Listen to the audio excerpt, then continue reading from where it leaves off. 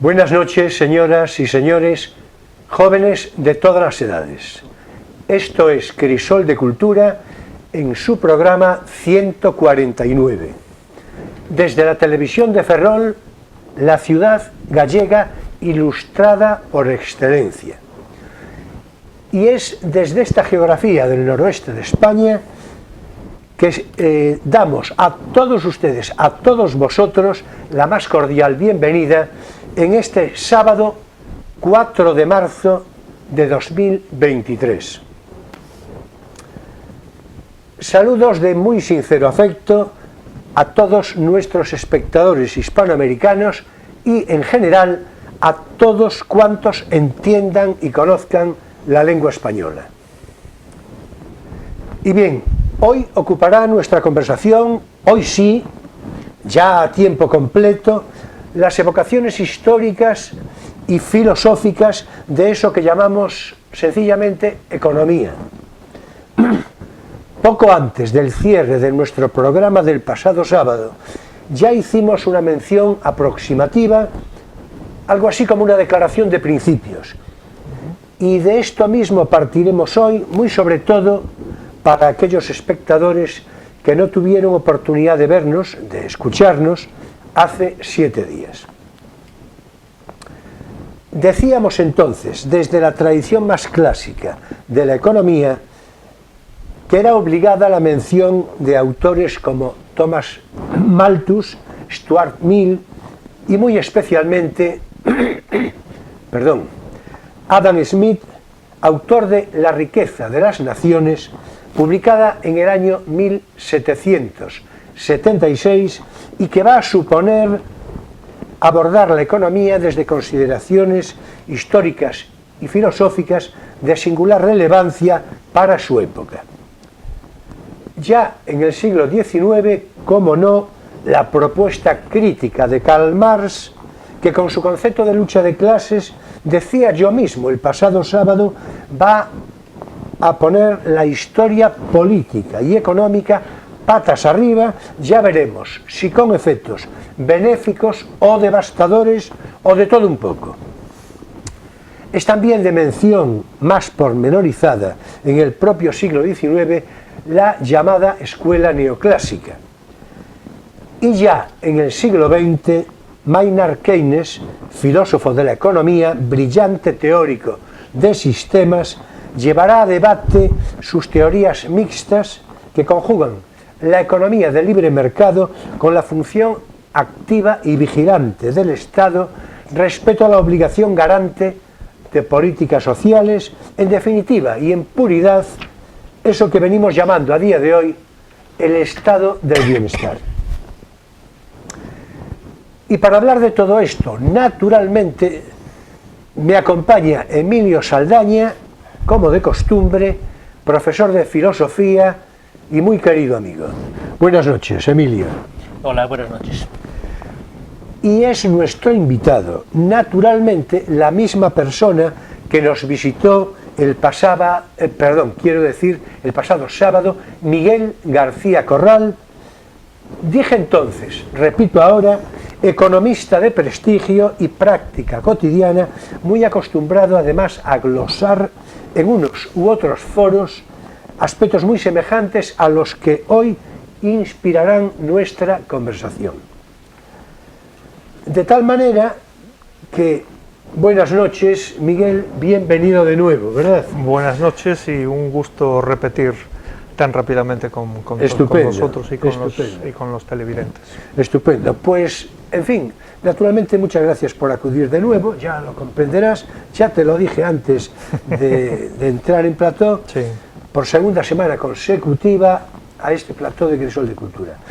Bueno, pues bien, desde la referencia de recordación que acabo de hacer sobre las líneas motrices que han de inspirar nuestras palabras al caso de la economía en su evolución histórica, pues yo creo que le puedes entrar, o sea que por mi parte, adelante Miguel, abre, por favor, la conversación. Sí, pues a ver, empezar diciendo que un poco la idea que además maduramos durante varias ocasiones, porque bueno, ya he tenido el gusto de estar con vosotros aquí y con los televidentes varias veces, pero ya no es la primera vez que hablamos de la idea de trasladar, ¿no? Un poco hablar de las principales, no solo las teorías o no solo las personas de las que estás hablando, Keynes, Adam Smith, que por supuesto son fundamentales, sino también un poco para entender, ¿cómo diría yo?, en qué se fundamentan determinadas personas o grupos o ideas para decir algunas cosas sobre la economía, ¿no?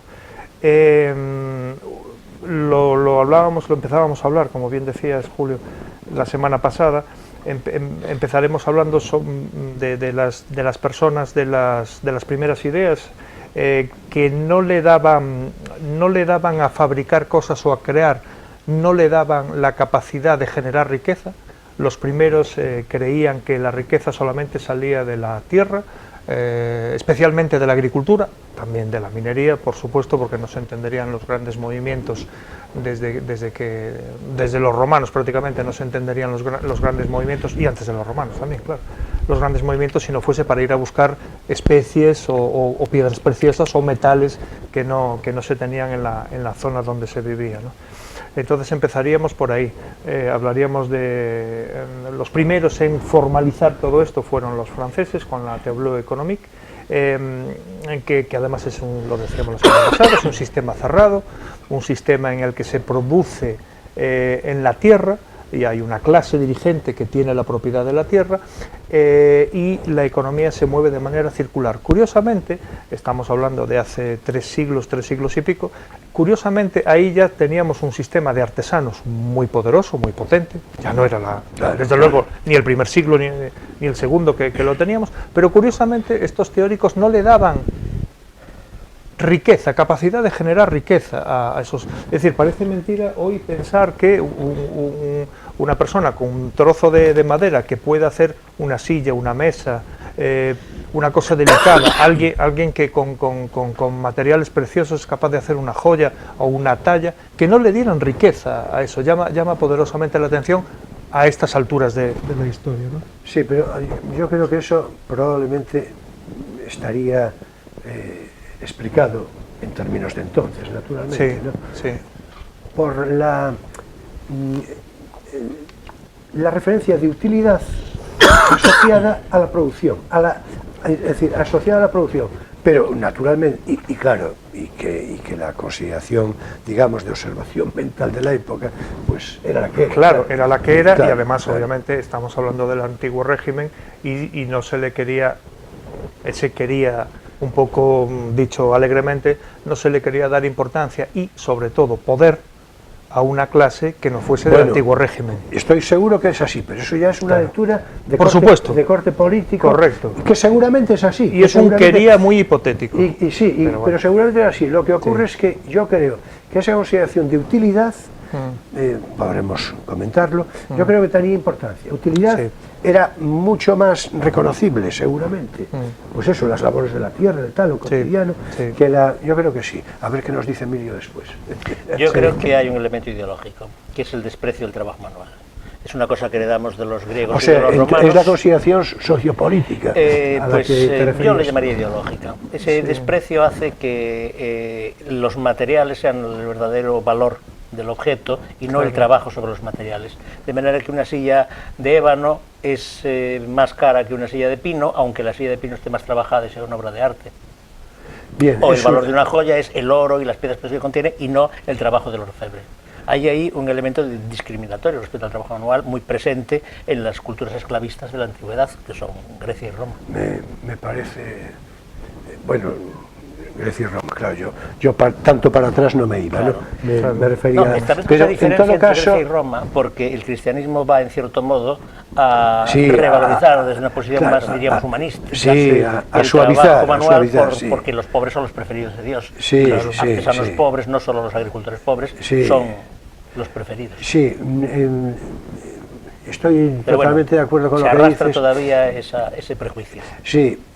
También querría decir que hoy, yo además voy a decir confesamente, a lo mejor ya se nota, pero a mí, si el arte en general, lo artesano en particular, yo creo que, en realidad yo creo que a todos, ¿no? Es decir, todos sentimos precisamente lo contrario de lo... Pero yo creo que la parte, la consideración de valoración artesana de hoy podría ser también ideológica, pero en sentido contrario. Puede ser.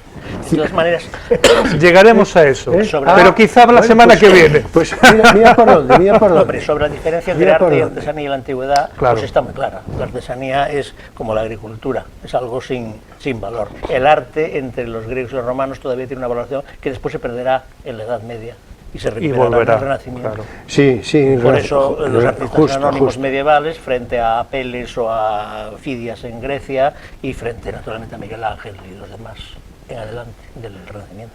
Bueno, vienes muy brillante e inspirado, pero ahora tenemos que decirle a Miguel que continúe, porque si no se nos va el programa. Así que adelante. Y la culpa fue mía previamente con esa postilla. Más culpas de ese tipo tengamos a lo largo del programa. Muy bien, muchas gracias. Pues esta es una idea que además tienes una relación, claro, con la política y con la ideología, pero bueno, nuestros televidentes saquen sus propias conclusiones.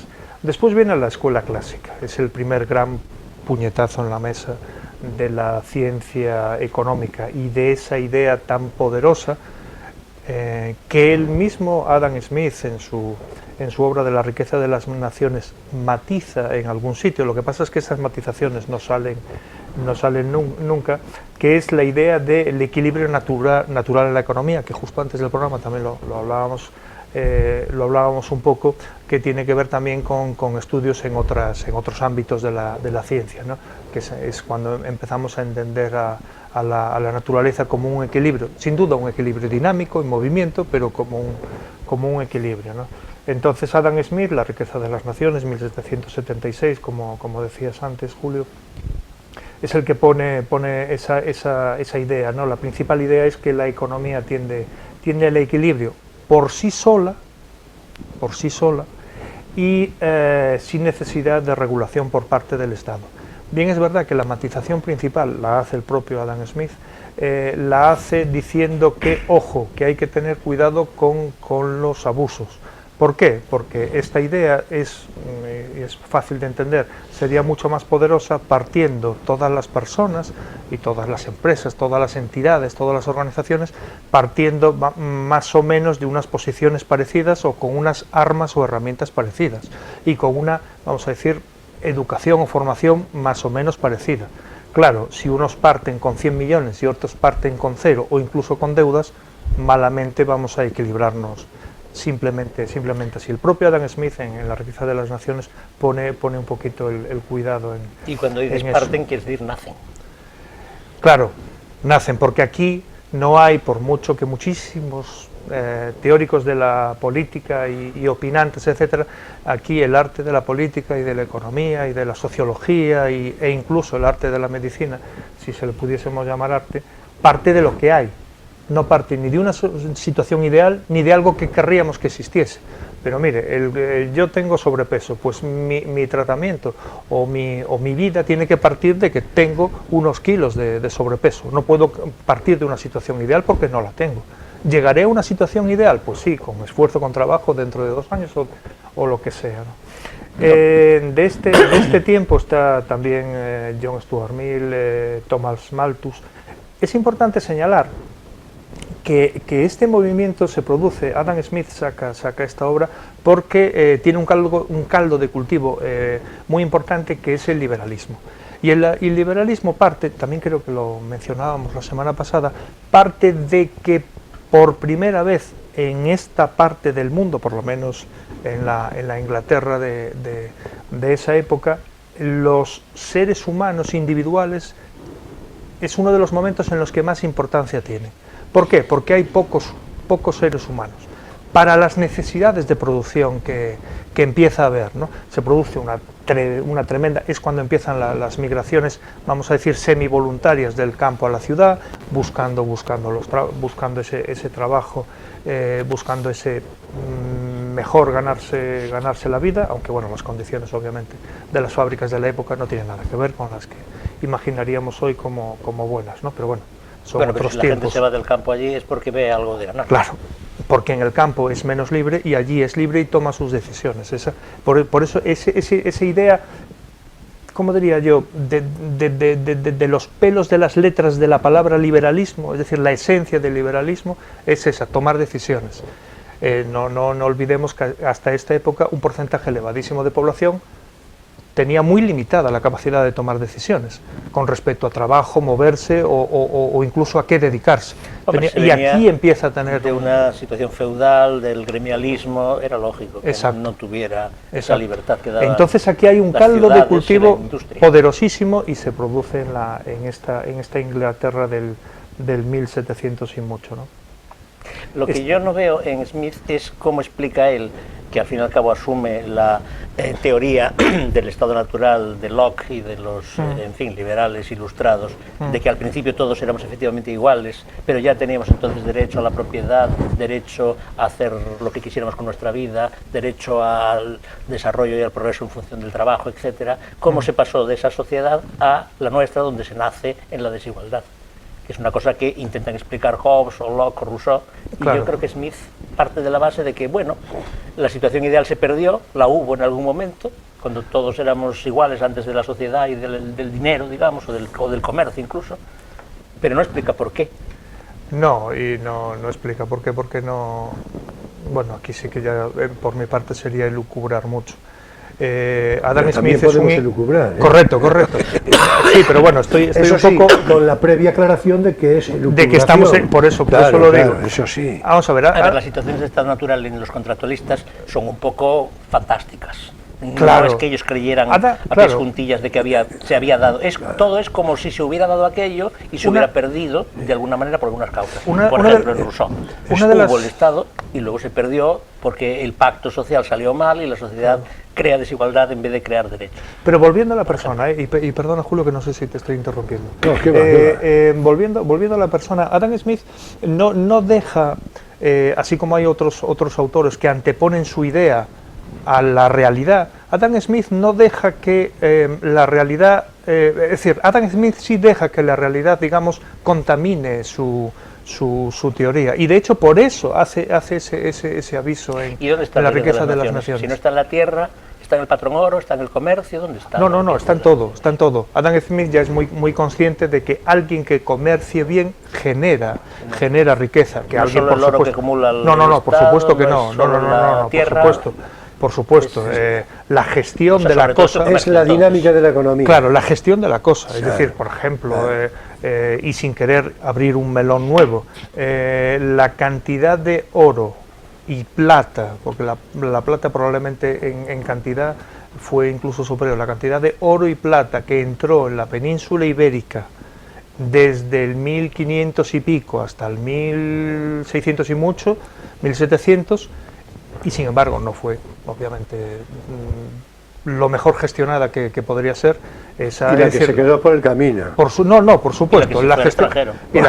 Claro, la que directamente se... Las Indias honrado, muere en Génova enterrado. No, claro, por eso decía. Pero por volver a Adam Smith, es una persona que los economistas, los filósofos, muchísima gente apreciamos, porque aparte de, como digo, poner una idea muy poderosa, que a ver, era también reflejo a otros tipos de filosofías y de equilibrios que ya se estaban publicando en la época.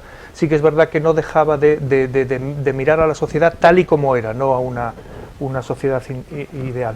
De esta época, un pelín posterior, es Malthus, y de Malthus nos acordaremos de la bomba demográfica y de estas ideas de que un crecimiento exponencial de la población haría que el mundo colapsase, ¿no? Sí, la población crece... Para él, si no recuerdo mal, lo hablábamos antes, creo que era para los mil y pico, sí, aritméticamente o geométricamente, ¿no? Sí, y él hablaba de los 1000 y pico... y la población geométricamente. Exacto.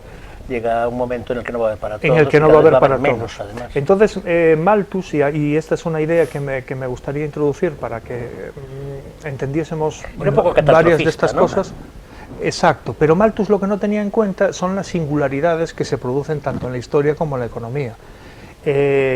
La máquina de vapor, la informática, ahora mismo la inteligencia artificial, que este año ya veremos la realmente de la agricultura, maravillas. Los fosfatos. Exacto, los fertilizantes. Exacto. Todo ese tipo de cosas hizo que la previsión de Malthus, que era una persona obviamente inteligentísima y estaba rodeado de verdaderas eminencias en su época, y además eran codo con codo personas que colaboraban. Sí, estaba en el círculo de Roberto. Exacto. Estábamos hablando de que él cifraba en los 1000 y algo millones el colapso, y hoy somos 8000 millones. Y en porcentaje tenemos un índice de hambre muy bajo. Obviamente, cuando digo muy bajo me refiero históricamente. Es absurdamente alto y absurdamente terrible que con los medios que tenemos hoy en día el hambre no lo tengamos ya solucionado, ¿no? Pero las consideraciones son otras. No, por supuesto. ¿Por qué ocurre eso? Sí, sí, correcto. Eso está claro. El hecho constatable es que en porcentaje nunca tan poca gente pasó hambre en el mundo. En porcentaje sigue siendo una cantidad brutal de gente, pero eso es verdad. Ese concepto de mano invisible, del que hablábamos también la semana pasada en distintos términos, ese concepto de mano invisible está en la teoría de Adam Smith, con ese pequeño Pero lo detallito. que se regula solo es el mercado, ¿no? Sí. ¿Y eso es toda la economía? No. ¿No hay ahí un cierto reduccionismo en Smith? A ver, Adam Smith... Porque claro, si la riqueza es el comercio, entonces sí, la economía es el mercado. Bueno, la economía... No, para Adam Smith la economía no solo es el mercado, pero sí que la principal riqueza viene del comercio. ¿Por qué viene del comercio? Porque es mucho más eficiente, imaginémonos más sencillo, por familias grandes, que antes las familias eran grandes, incluso había 2 o 3 generaciones, estamos hablando de familias de 10 miembros. Imaginémonos una familia que tiene un terreno, que tiene una casa y tiene un terreno, y esa familia en ese terreno tiene que producir todo lo que necesita, todos los distintos alimentos, y que 1 o 2 miembros de esa familia pues sean también hábiles en el taller y puedan producir pues su propia ropa, etcétera.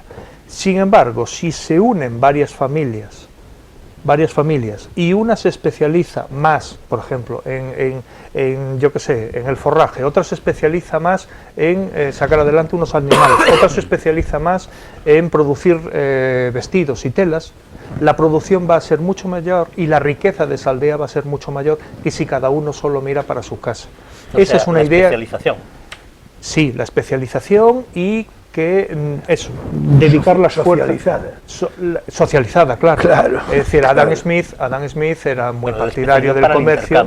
Sí, no te puedes especializar a cambio de ir desnudo o no tener comida y el otro comer o no ir desnudo. Después los distintos teóricos del comercio internacional demostraron, por lo menos matemáticamente, demostraron que el comercio internacional era mucho más beneficioso que no la autarquía, porque, pues yo qué sé, imaginémonos, ahora con la mecanización de la agricultura realmente casi se puede producir casi cualquier cosa en muchos sitios del mundo, ¿no?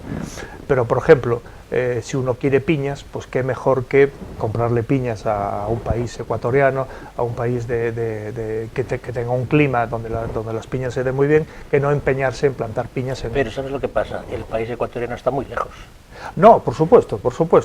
Una de las cosas que explican la última crisis que hemos tenido es la crisis de los viajes en barco. Pero bueno, esa es otra historia que si abrimos ese melón entonces perdemos un poco el hilo. Pero es verdad que... Eso es porque vamos ampliando la perspectiva. Primero es la familia, luego es el grupito, luego es la aldea, luego es el país. Es el planeta. Y después hay una idea muy poderosa que defiende muchísima gente y que se cumple en el 90 y muchos % de los casos, que es que 2 países no entran en guerra cuando el comercio entre ellos es muy elevado. Esa era la idea de Merkel. Esa era la idea de Merkel. Lo que pasa es que la idea de Merkel, a lo que Emilio se refiere, es que Merkel decidió que la compra masiva de gas ruso sería una buena idea para hacer tanto a Rusia dependiente de nosotros compradores de gas, como a nosotros tener una provisión de energía barata. Eso tenía varios problemas, claro. Uno, problema estratégico grande, porque Rusia, que era un país de una incipiente democracia, degeneró en una no tan incipiente... Y otra es que la dependencia no era simétrica. Para Merkel sí, ella pensó, pero no. Claro, el tema, además Alemania tenía un problema curioso, para mí muy sorprendente, y de esto nos enteramos, claro, cuando estalla la guerra la guerra en Ucrania, la invasión de Ucrania, que Alemania no tenía otra opción. Curiosamente, España, por ejemplo, que está llena, para la población que somos, de regasificadoras, es decir, nosotros podemos recibir gas de otra manera. Alemania no tenía regasificadoras. Alemania solo podía recibir gas por el túnel, por el Stream 1, Stream 2, etc. Eso 1 y 2. Alemania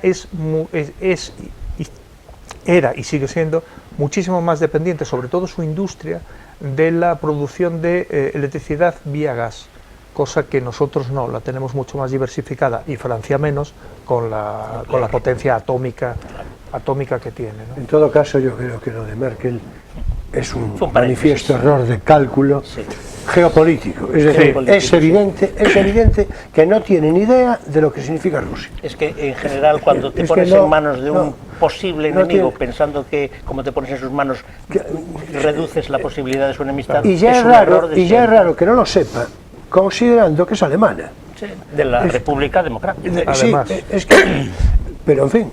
También es verdad que la Rusia de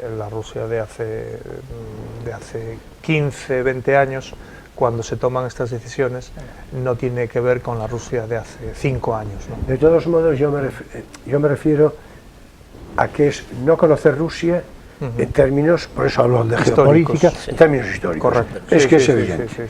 Pero bueno, es que parece mentira, porque nosotros lo sabemos, tú y yo por lo menos lo sabemos, y yo creo que pero bueno, yo Miguel creo también.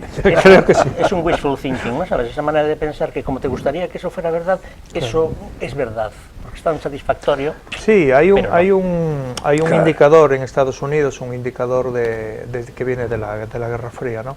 Un indicador de las posibilidades de una confrontación total con Rusia, bueno, con la antigua Unión Soviética, con la actual Rusia, y uno de los indicadores se basaba en el número de turistas norteamericanos que estaban en Moscú y el número de turistas rusos soviéticos que estaban cuanto más, menos capacidad menos posibilidad de hombre, se ha de recordar, es verdad que no se emparenta de una manera directísima con lo que hablamos, pero se ha de recordar lo ocurrido, lo que va a dar lugar a la Segunda Guerra Mundial, en el que había un pacto reconocido entre Alemania y la Unión Soviética de entonces. Pacto que respectivamente Hitler y Stalin y Hitler sabían de antemano que iban a incumplir. Que uno de los dos, a ver cuál de los dos lo incumple. Más claro, rápido, a ver juego de pillo a pillo. Exactamente, a ver cuál de los dos lo incumple. Con lo cual, claro, por cierto, de esto se sabe manifiestamente, pero se habla poco, porque claro, lo que interesa es el aspecto victimista, es decir... No, pero bueno, se sabe bastante. Oh, pero claro que se sabe, no se va a saber. Pero además, claro, en efecto, Molotov y Ribbentrop, pero es que además... Es que fue eso, sabían entre ellos que uno de los dos, claro, vamos a ver. El que lo rompió primero, pues ganó una ventaja porque pilló al otro por sorpresa. En efecto. Aunque lo tenían los dos pensados en algún momento. Claro. Eso sí, y Polonia en el medio, que naturalmente, bueno, permítasme decirlo, si no te entran por delante, te entran por detrás. Bueno, dicho sin necesaria, es decir, a ver, cuidado con las imaginaciones, me refiero a la geografía, naturalmente. Sí. En este caso, por el esto este fue o por el oeste. Sí, mejor así, porque tampoco funcionaría mucho decir o te entran por la derecha o te entran por la izquierda, tampoco funcionaría mucho. No, por supuesto que no. Bueno, pues sin irnos de Alemania tenemos que llegar al marxismo y a Karl Marx, que son dos cosas que me gustaría diferenciar. Una cosa es el marxismo y otra es Karl Marx. De todas maneras, para llegar a Marx hace falta Francia, ¿eh? O sea, no se entiende nada de Marx sin la Revolución Francesa, sin el socialismo utópico francés, sin los comunistas franceses, ¿eh? Sí, pero bueno, eso claro, Eso, claro, obviamente, a ver, no es que haya una línea se histórica. Se lo acaba de complicar a Miguel el discurso, que no, es cierto, lo que dice, por supuesto, Emilio es rigurosamente... Mira, el Manifiesto Comunista y los escritos filosófico-económicos son del 48, que es el año de la primera Comuna Francesa. Y Marx era un periodista casi económico, histórico, sociológico, económico, en Francia en aquel tiempo. Con escasos posibles. Claro, pero tenía amigos con más. Sí, bueno, no era clase baja, porque tenía su capacidad, pero sí. No, la capacidad fundamental era Engels. Vivió bastante, eso está claro. En la miseria. Date cuenta que de los 6 hijos, 4 se le mueren. Sí. Se mueren de malnutrición y de enfermedades infantiles de la clase media-baja. Por supuesto. Lo que pasa es que después es cierto que tuvo a Engels, que lo subvencionó, y gracias a eso, pero vamos, nunca vivió bien. Pero de por vida, además lo subvencionó. Y eso que su mujer era baronesa, ya ves.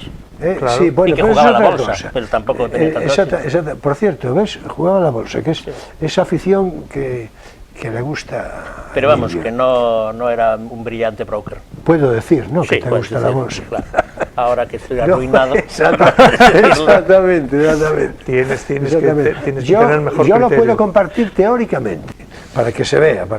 Pero bueno, el caso es ese, que Marx... Por supuesto, a ver, esto no cabe en este programa hilvanar todos los hilos. Lo que hay que entender es que Marx no es solamente un economista, es un agitador, es un subversivo, y entonces está ligado al movimiento obrero y a los movimientos sociales, a los movimientos políticos y a los comunismos y a los socialismos de diverso tipo, que estaban casi todos centrados en Francia. Su motivación era la que era, pero bueno, un poco, como decía que el profesor de latín, elevándonos un poco sobre el día a día. Sí, pero disculpa, Miguel, el economista, el agitador y el subversivo será motivo de comentario entre nosotros dentro de un rato.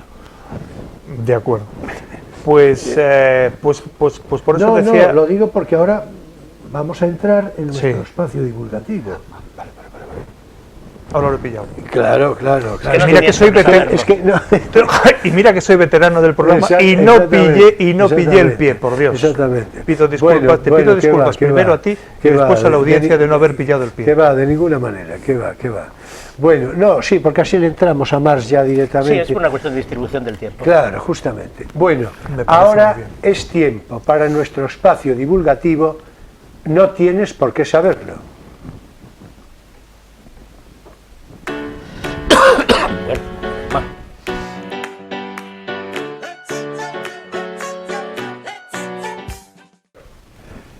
Bueno, y hoy tenemos un libro muy a propósito digo, respecto al tema que nos ocupa, que nos lo va a presentar Emilio, lo va a comentar, y yo previamente ya digo que se trata de una trilogía, tal cual él seguramente va a explicar, a cargo de un autor meritísimo, fallecido no hace tanto, y por el que yo tenía admiración rendida, Antonio Escootado,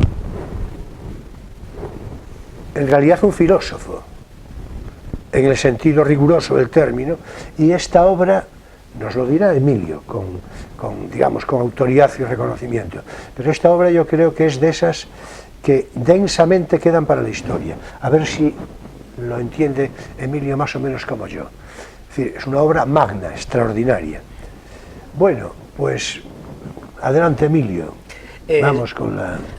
Sí, la obra, ella ha salido varias veces en las conversaciones en este programa, ya lo hemos citado mucho.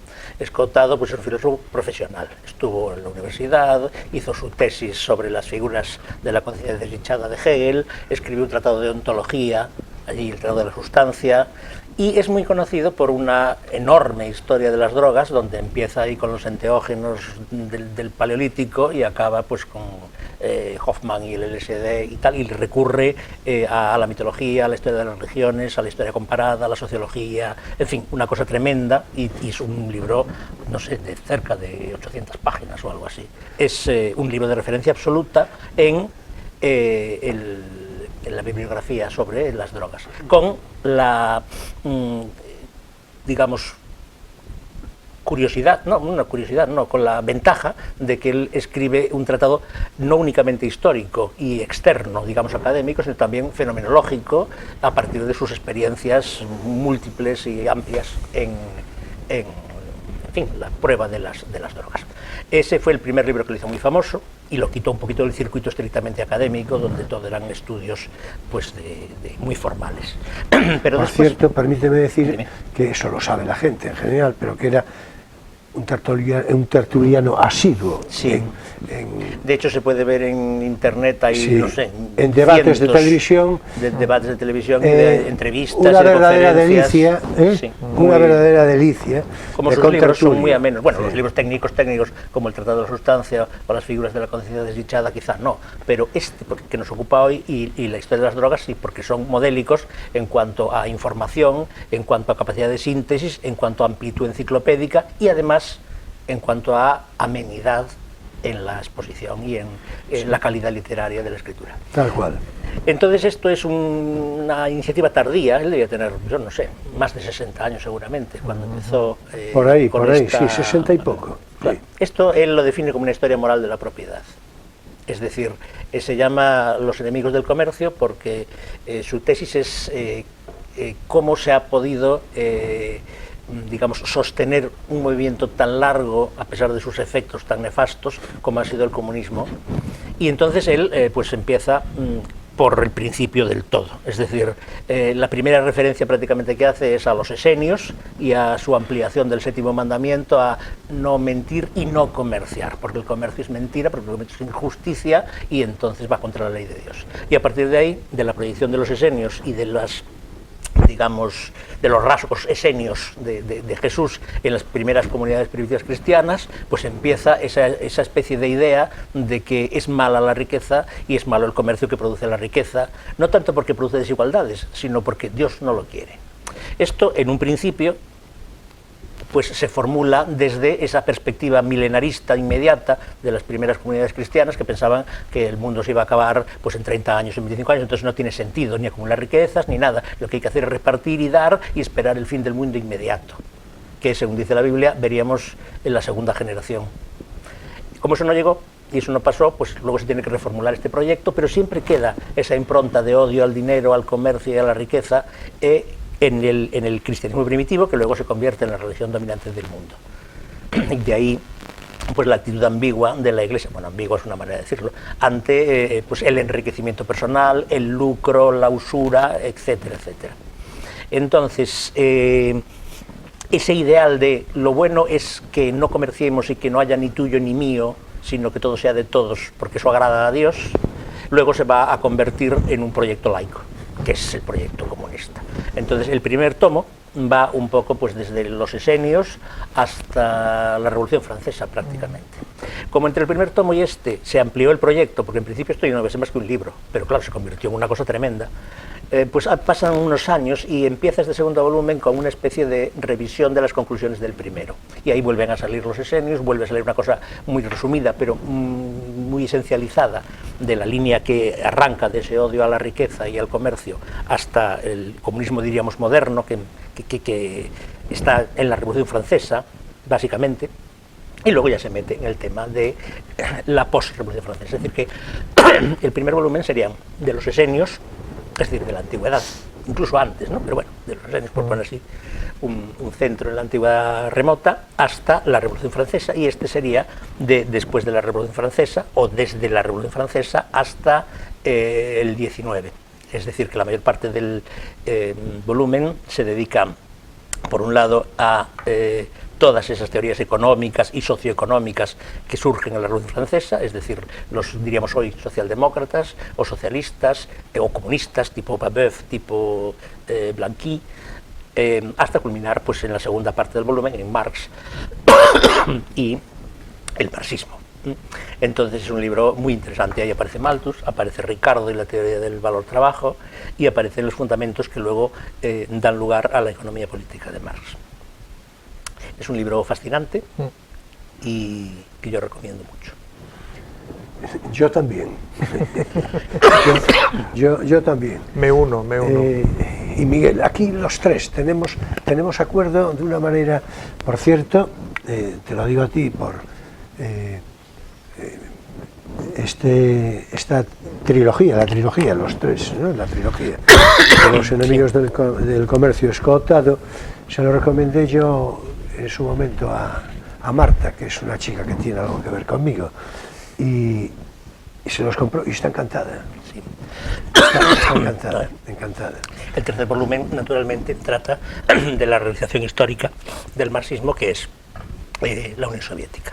Es decir, desde Lenin hasta los muchos marxismos de la segunda mitad del siglo XX. Bueno, pues muy bien, yo creo que estamos de acuerdo, ¿no?, con la consideración general y con la disertación magnífica que nos hizo Emilio. Además decía Emilio, y decías tú también, un contertulio excepcional, es de las pocas personas que en los vídeos, porque yo veo, cuando busco un tema, cuando profundizo en un tema, a veces empiezo a ver, pues eso, gente que habla en YouTube o en cualquier otra plataforma, y poquísimas, por no decir ninguna, pero bueno, él estaría en el grupo top de personas, es decir, se pueden buscar sí. Para un primer acercamiento a la figura y al pensamiento y a la lucidez, lo ameno, lo decía así. Sí, sí. Es un gran conversador. Exactamente. Hay varios vídeos, sobre todo cuando aconsejo más los vídeos que hace en conferencias en universidad, más que los que hace a lo mejor con youtubers, porque muchas veces, también lo hablábamos justo antes del programa, a veces el preguntador, ¿no?, el entrevistador es demasiado partidario, y es más interesante cuando Escotado, digamos, coge esa fuerza de tener que explicarse en un entorno más yo fuerte. Recomendaría de la ultimísima época, cuando ya se va a morir prácticamente, sí, Ibiza, sí, las entrevistas que le hace Castro, que es un filósofo joven de 30 y pico años, sí, donde él todavía mantiene la lucidez, y el entrevistador es un tipo muy inteligente y muy preparado, sí, y son estupendas. Sí. Y desde luego, por supuesto, las entrevistas con los programas de Dragó diversos, donde aparece muchas veces, sí, sí, y naturalmente las conferencias. Sí. Estoy pero absolutamente de acuerdo, porque buena parte de esos programas yo los vi, ¿no? Y además él se mantuvo muy lúcido intelectualmente prácticamente hasta el final. Hasta el sí, justo. Y bueno, y por otra parte, encima era aficionado del Real Madrid, o sea, lo cual, desde el punto de vista, hacía crónica de fútbol, sí, y era seguidor del Real Madrid, que claro está, a mí ya me complace, y acredita su inteligencia de una manera inequívocamente refinada, es decir, es inequívocamente refinada. Y los demás, bueno, los demás no tanto, digamos piadosamente. Polémica, ¿no? Piadosamente. Por ejemplo, una de las cosas muy interesantes del primer tomo, que no es este, pero es que él hizo una investigación prácticamente pionera sobre las sectas comunistas de los peregrinos y de los seguidores del Mayflower en Norteamérica, que están curiosamente en la base del capitalismo americano y en los padres fundadores de la República Americana. Claro, curioso, no lo conocía. Sí, pues sí. De hecho, tiene una conferencia dedicada precisamente a eso, a las sectas comunistas de los primeros emigrantes a Norteamérica. Es muy interesante. Por casi todo él es muy interesante. Lo que escribe sobre Hegel es magnífico, pero claro, es un especialista. Él hizo su tesis doctoral sobre la fenomenología del espíritu. Sí, pero yo es precisamente lo que quería decir, ya un poco por cerrarlo, ¿no? Y cómo va a las fuentes, porque es un señor que no cita casi nunca de segunda mano. Claro, está claro. Claro, la personalidad, por eso es irrebatible, quiero decir. Por ejemplo, él tradujo Bakunin, una antología de usos de Bakunin, así, porque quería saber qué decía aquel señor. Sí, claro. Es decir, eso es otra división. Es decir, claro, por eso iba a decir yo que la consideración académica en sí misma, notable y sobresaliente, ¿no? Pero él va más allá de eso, quiero decir, su personalidad como filósofo lo es de raíz, quiero decir. Sí, porque aquí se encuentra no solamente filosofía, sino también economía y también sociología y también historia. Es un humanista en el sentido renacentista del término, o sea, múltiple, o sea, una cosa tremenda. Pues esto, lo publicó Espasa. A mí me hubiese encantado conocer. Hombre. Pero bueno, gracias a Dios tenemos sus libros y sus vídeos, que no es cosa menor, porque poca gente de esa categoría, de ese nivel y de esa amenidad, tenemos tantas y tantas horas en vídeo. No, por otra parte, a mí me ocurre lo que otras veces, que es curioso, que en mi caso, por lo que sea, se da con frecuencia. yo no le conocí personalmente, ya lo siento, como digo, pero tenemos algún amigo común, lo cual siempre acerca. Yo quería decir una cosita para indicar el periodo que cubre, digamos, venga, adelante, que es el principio es la recapitulación, que ya digo que es como un resumen y una revisión de las consecuencias de las conclusiones del primer volumen, que se llama así, de cómo la propiedad se industrializó, es decir, que es un poco el principio de transición entre el 18 y el 19, y después acaba hacia la Revolución Triunfante, el alzamiento de 1905 en Rusia, con lo que anuncia el tercer volumen, que es básicamente la historia de los comunismos en el siglo XX. Claro. Sobre todo la revolución de Lenin, Stalin, etcétera, y después la diversificación, ¿no? Marcuse por un lado, los comunismos mixtos, Wilhelm Reich y el marxismo, está todo ahí, la verdad. Los que fueron alargando la circunstancia, sí, como el chicle. Los que siguen soñando con que no haya ni tuyo ni mío. Exactamente. Algún día y entonces seremos libres. Exactamente. En fin. Bueno, pues yo creo que esto quedó perfectamente explicado y sobre todo, repito, con tu comentario tan a propósito, y leed a Antonio Escotado en Los enemigos del comercio, que es a la vez denso y muy legible, es a la vez ameno y amplio y profundo. Porque tenía una gran mano literaria, sí, y sí, entonces, claro. Sí. Bien, hasta aquí nuestro espacio divulgativo, no tienes por qué saberlo.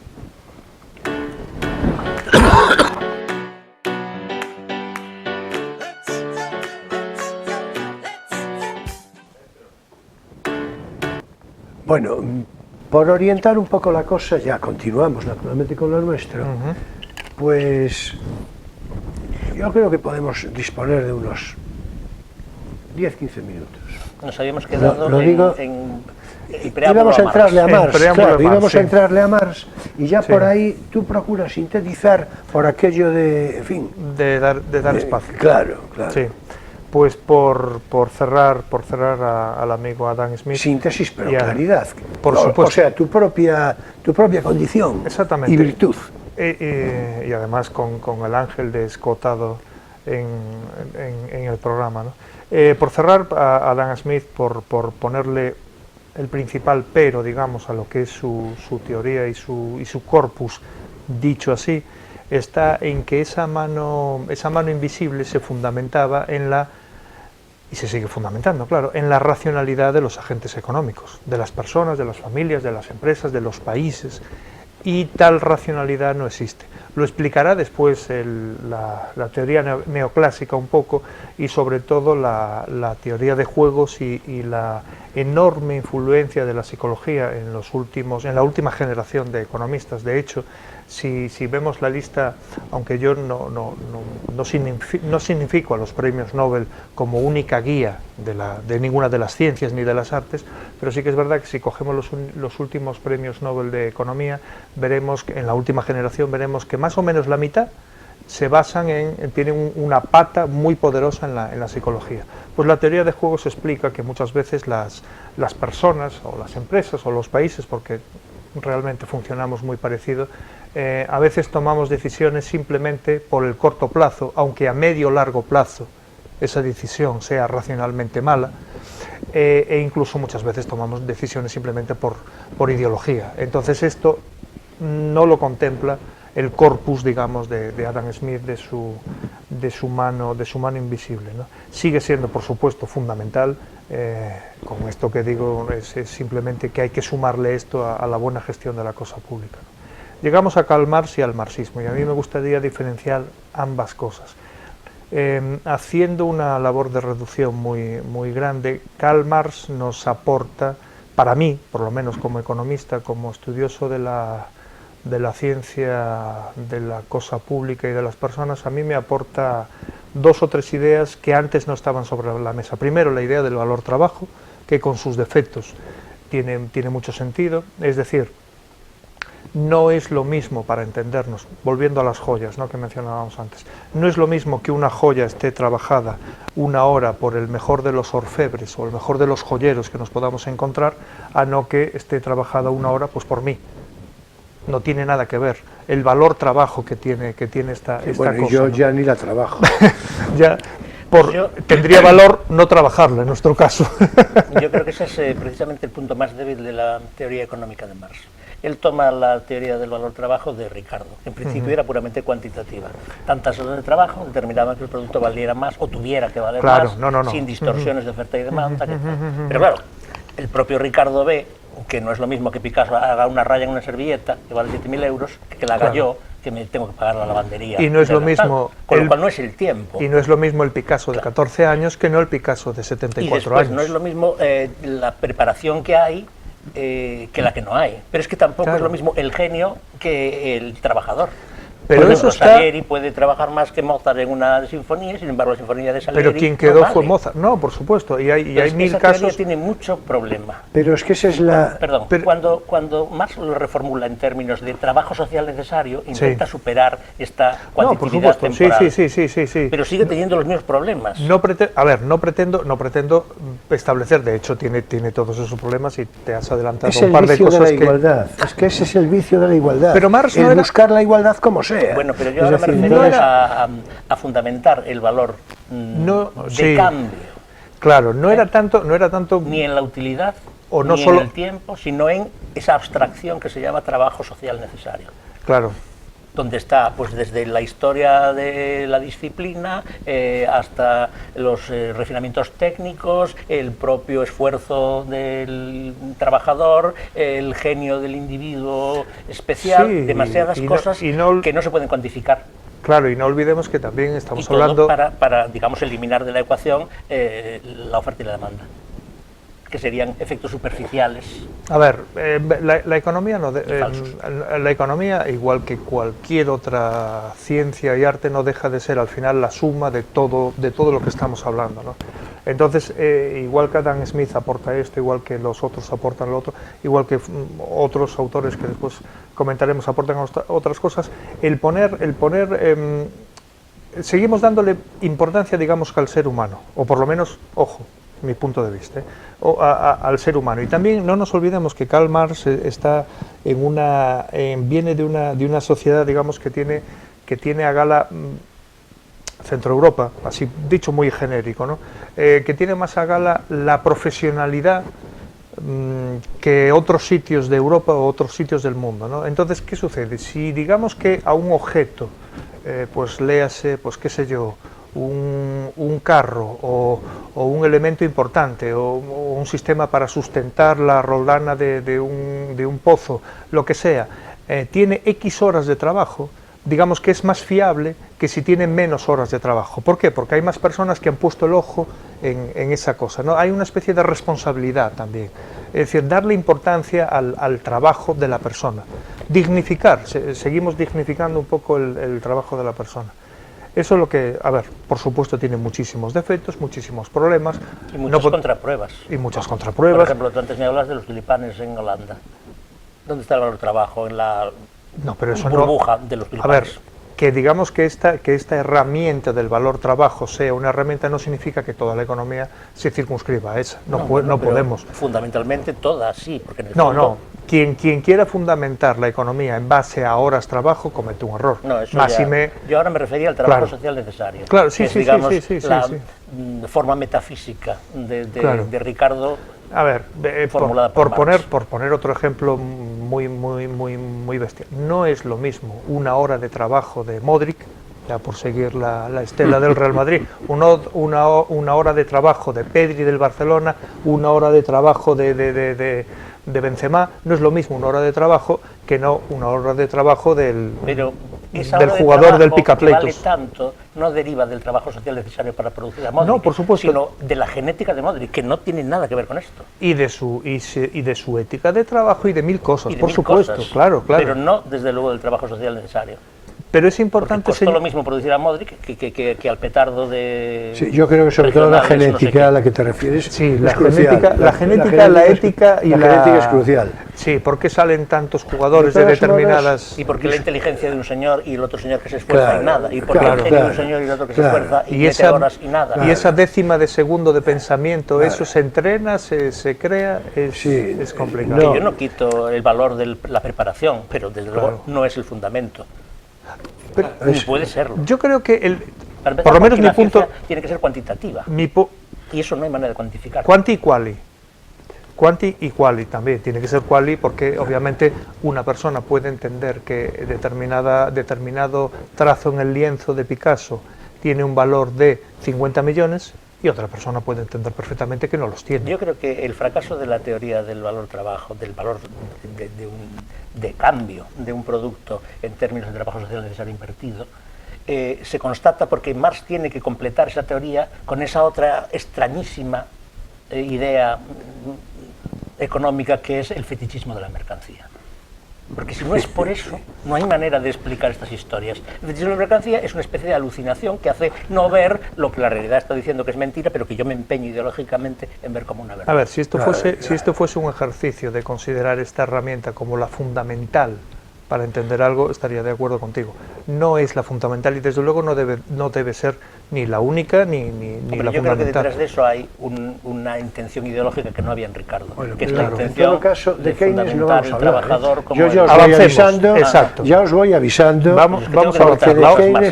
Sí, tranquilidad. Y además yo sabía que este punto y estoy de acuerdo, además. Es que no estoy de acuerdo, correcto. Esto que estoy diciendo yo, bueno, esto no todo, pero vamos, parte, lo fundamental, lo mejor de lo que estoy diciendo está en este libro. Lean ustedes, crítica. No voy a extender mucho la mano, pero lean ustedes el libro que les ha propuesto Emilio. Sí. La otra gran idea de Marx, no del marxismo, de Marx, que a mí me interesa es y tampoco me gustaría que le dedicásemos 5 minutos a esto y merece 5 y 50 y 500. No será. Será la idea que el titular sería el materialismo histórico. Fue el primero que supo, no, el primero, me retracto, no fue el primero ni de lejos, pero fue la persona con diferencia, primero, puso muy bien organizada la idea de que las cosas que pasan en la socioeconomía dependen de una serie de fuerzas. Depende de su base material. Depende de su base material, depende de una serie de fuerzas. No quería extenderme mucho hay dos aquí. Elementos fundamentales en la teoría del materialismo histórico. Una es que, como se dice vulgarmente, la superestructura depende de la infraestructura. Es decir, el espíritu es una emanación de la materia, que es una idea que ya estaba en los enciclopedistas ateos y materialistas del 18, como Holbach. Por eso decía, claro. Pero otra es la idea de que esos procesos materiales tienen un destino, que es una idea mesiánica. Ese es el principal problema, el determinismo. Exactamente, cuyo sujeto histórico es esa otra nebulosa concepción que es la clase obrera.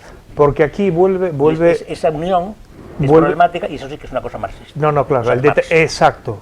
Eso sí que es marxismo. Eso sí, hasta la fecha. Hasta la fecha, por supuesto. El determinismo, en fin, luego la cosa, como todo lo que nos sale, tiene que revisarse, como todas las predicciones que nos cumplen, tienen que reelaborarse, pues también se reelaboró el determinismo. Exacto. Pero en el fondo la idea sigue siendo la misma. Tiene que haber un sujeto histórico que produzca la revolución, tiene que ser una revolución violenta que traiga el reino de Dios a la tierra. No necesariamente, bueno, en muchos escritos, claramente. No necesariamente todas violenta. Todas las críticas que hace Saint-Simon, todas las críticas que hace Proudhon, todas las críticas que hace el socialismo utópico, son precisamente porque no son lo suficientemente violentas. Y todas las críticas que hacen los anarquistas es porque, siendo suficientemente violentos, no son programáticos y no son organizados. Pero la violencia es fundamental. Pero no una... pero sí, no quiero entrar. El modelo es la Comuna de 1971. Sí, pero... Y sus 30.000 muertos en una semana. La idea que quiero trasladar... multiplicó Lenin por unos cuantos millones, claro. La idea... Sí, pero eso es otra historia. La idea que quiero trasladar... Porque la Comuna era en París y la Revolución era en Rusia. Entonces la proporción, digamos, pues tenía que ser la... Había más gente. Sí, sin embargo tiene un mausoleo. Bueno, eso... Échale carrete a la cometa, que diría un castizo. me vais a permitir. La idea que quería trasladar es que él, y lo que hace muy bien, y es el primero que lo hace de esa manera, vamos a decir, alemana y ordenada, es el análisis de las fuerzas históricas. Y ahí lo dejo. Obviamente se equivoca porque además los distintos pasos que explica en sus obras para llegar a esa revolución comunista y esa ruptura, ojo, que es una ruptura que se basa más en bueno, da igual, no voy a entrar, que si no nos extendemos y no llegamos a Keynes, ¿no? No, es que no vamos a llegar, ¿eh? Ahora la culpa es del señor Saldaña. Miguel, es que no siento, es que a Keynes será cuando vuelvas, es decir, esto está claro. Que tampoco está mal, porque no es que hay, si no te quedas ahí... lo digo porque Keynes, a ver, de Marx hay que ocuparse de una manera preferente por tantas cosas, por supuesto. Pero de Keynes en la actualización de la economía y su influencia en el siglo XX es fundamental también. Sin duda. Es fundamental. Con lo cual hay que pararse de una manera más pormenorizada. Correcto. No lo podemos despachar en un par de líneas de comentario, ¿no?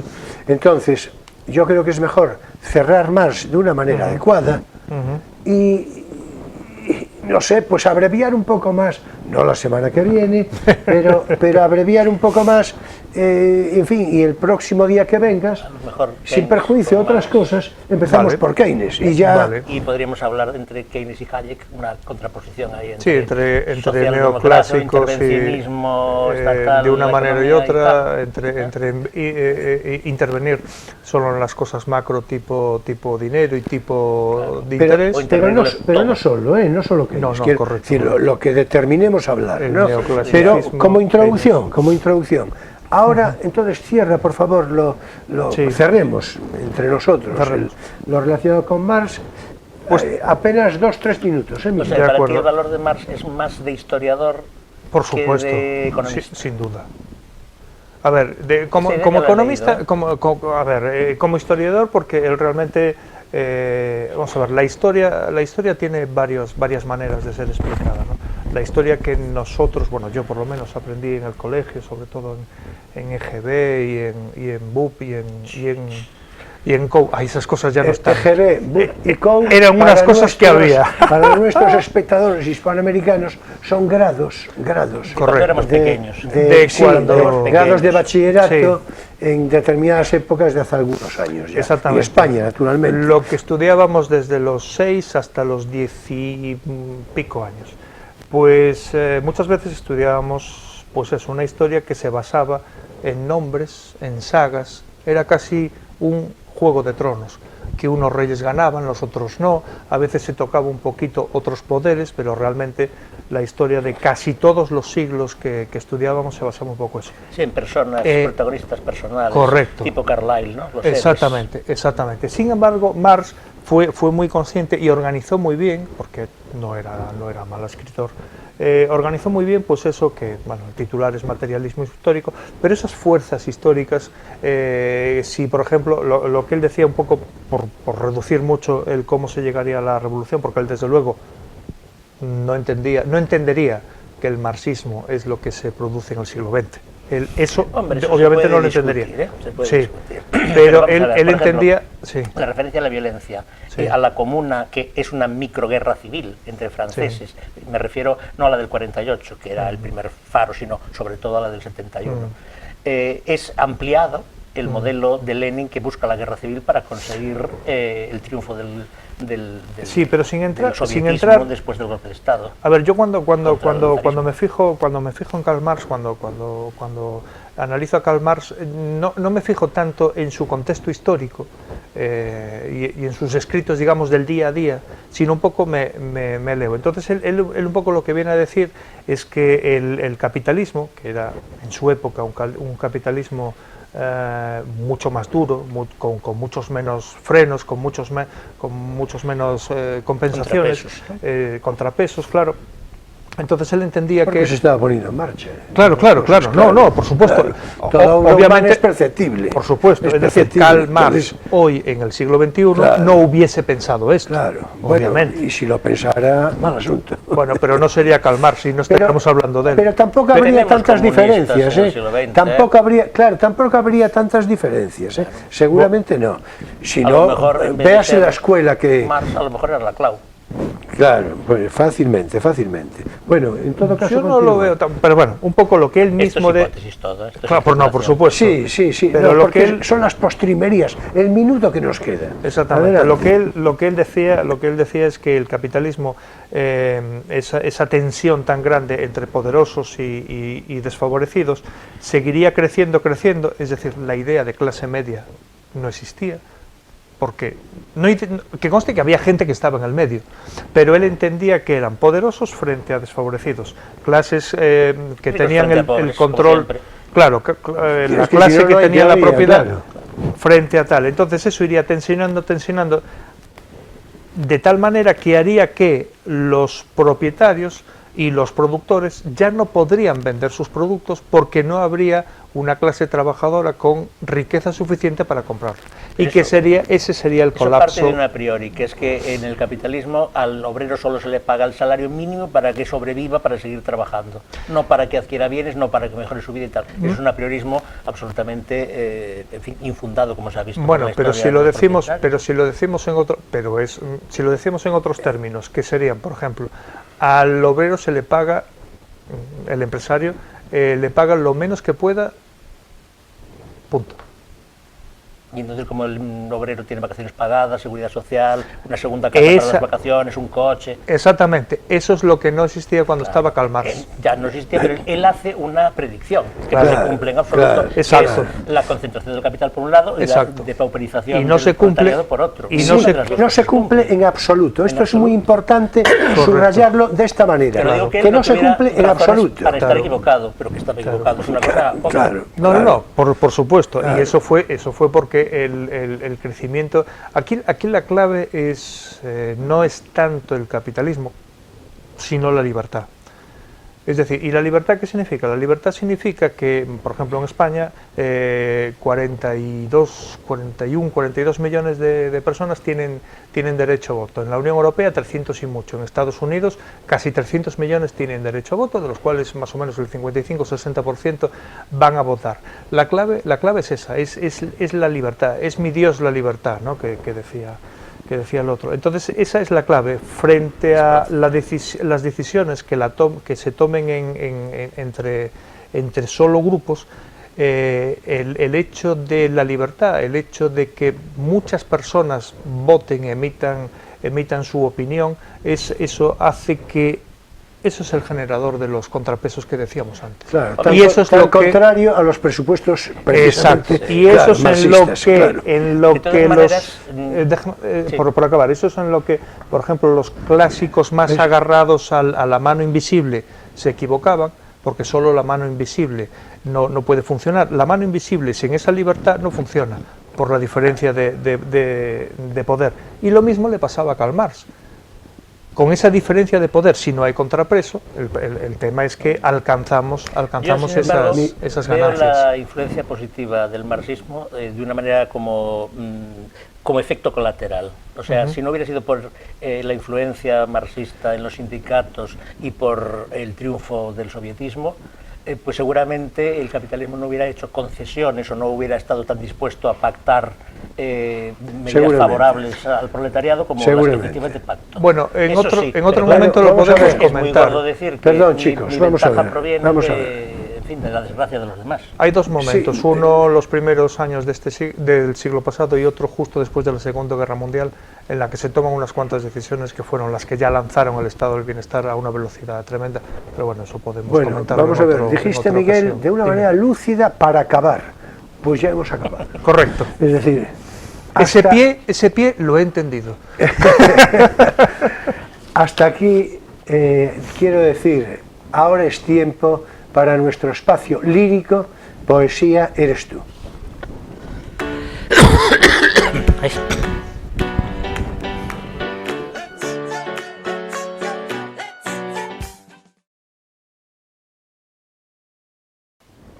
Bueno, recogidos algunos poemas sueltos publicados por la revista Camp de l'Arpa, una revista que se editaba hace 40 y pico de años largos en Barcelona, España naturalmente, y en uno de sus números del año 1981, que dedicaron a la literatura y el mar, vamos a dar lectura ahora a 3 composiciones, la primera de Vicente Aleixandre, la siguiente de Pablo Neruda y la última de Rubén Darío. Leerá en principio Emilio Saldaña, me ocuparé yo mismo de la lectura siguiente y cerrará con el último de los poemas, de nuevo, Emilio Saldaña. Bueno, bien. ¿Qué me has reservado? Exactamente, el poema de Vicente Aleixandre, bueno, puedes indicar, está aquí, puedes indicar a qué poemario corresponde. Sí, es este solo. Es este, sí, sí. Indica, por favor. Sí, es de Sombra del Paraíso, que quizás sea su libro más famoso. Sí, y se titula El mar. ¿Quién dijo acaso que la mar suspira, labio de amor hacia las playas, triste? Dejad que envuelta por la luz campee. Gloria, gloria en la altura y en la mar el oro. Ah, soberana luz que envuelve, canta la inmarcesible edad del mar gozante. Allá, reverberando, sin tiempo el mar existe. Un corazón de Dios sin muerte late. Estupendo. Bueno, Vicente Aleixandre, con el poema referido hace un momento por Emilio. A continuación voy a leer yo otro, también titulado por Pablo Neruda, El mar, y que se corresponde con su poemario Una casa en la arena. Dice así el poema de Pablo Neruda. El océano Pacífico se salía del mapa. No había dónde ponerlo. Era tan grande, desordenado y azul que no cabía en ninguna parte. Por eso lo dejaron frente a mi ventana. Los humanistas se preocuparon de los pequeños hombres que devoró en sus años. No cuentan. Ni aquel galeón cargado de cinamono y pimienta que lo perfumó en el naufragio. No. Ni la embarcación de los descubridores que rodó con sus hambrientos, frágil como una cuna desmantelada en el abismo. No. El hombre en el océano se disuelve como un ramo de sal y el agua no lo sabe. Y bien, vamos a cerrará Emilio con su lectura, con el poema de Rubén Darío, que nos va a citar seguidamente. A ver. Aquí y luego continúa hasta aquí. Vale. Se llama Tarde del Trópico y está incluido en Cantos de Vida y Esperanza. Es la tarde gris y triste. Viste el mar de terciopelo y el cielo profundo viste de duelo. Del abismo se levanta la queja amarga y sonora. La onda cuando el viento canta, llora. Los violines de la bruma saludan al sol que muere. Salmodia la blanca espuma, miserere. La armonía el cielo inunda y la brisa va a llevar la canción triste y profunda del mar. Del clarín del horizonte brota sinfonía rara, como si la voz del monte vibrara. Cual si fuese lo invisible, cual si fuese el ruido son, que diese al viento un terrible león. Bien, Vicente Aleixandre, Pablo Neruda, Rubén Darío, de los más grandes de la poesía del siglo XX en español. Y hasta aquí nuestro espacio lírico, Poesía eres tú.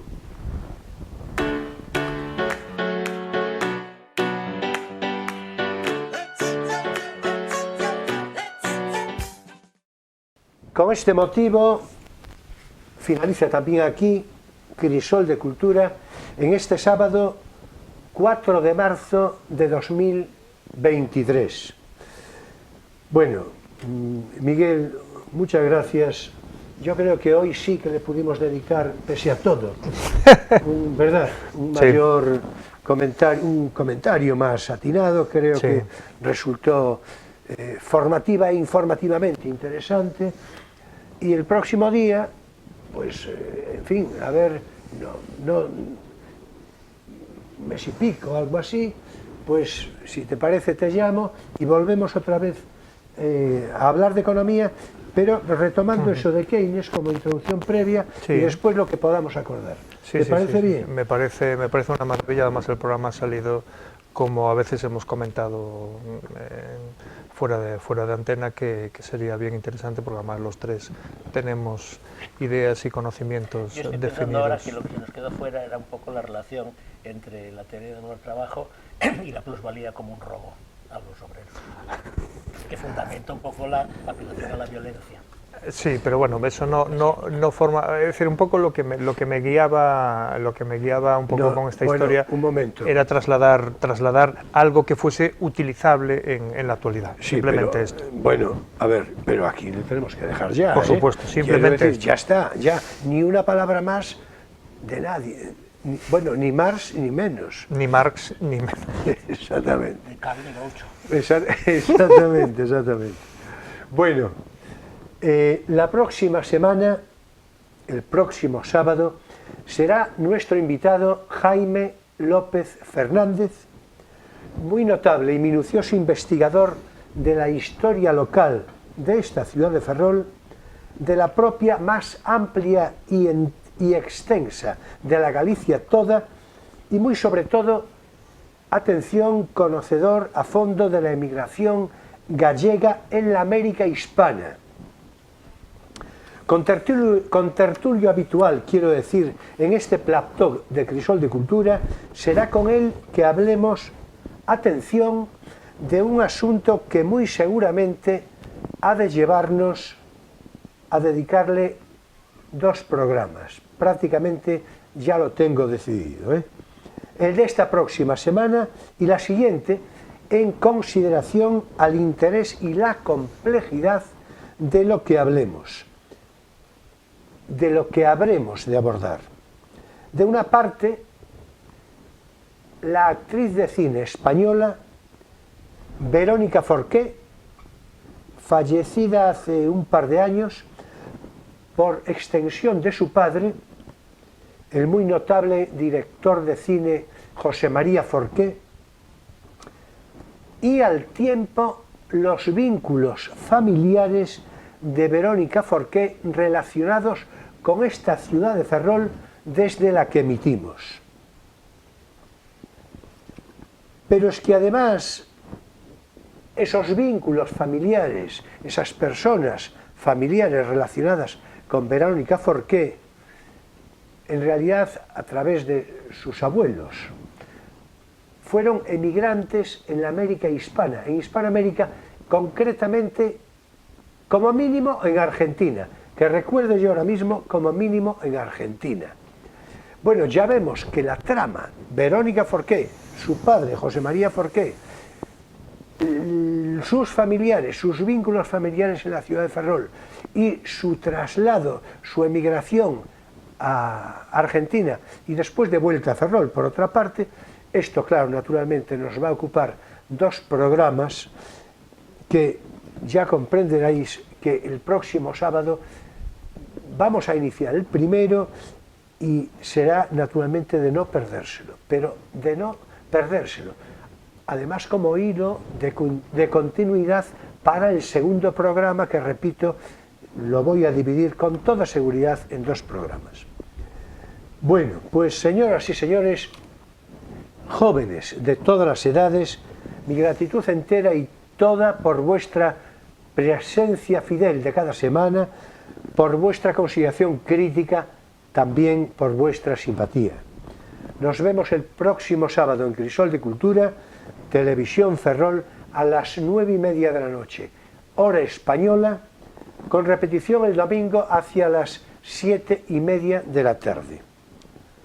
Por demás, se ha de recordar, todos nuestros programas anteriores están a disposición en YouTube a través de Internet, de tal manera que también por ahí agradecemos vuestra visita. Podréis encontrar conversaciones relacionadas con asuntos de lo más variado en el ámbito de la cultura. Así que Crisol de Cultura, de nuevo con todos vosotros, con todos ustedes, el próximo sábado. Será, como siempre, un placer. Y bien, ya sabéis que paso lista. Muchas gracias, buenas noches y feliz semana.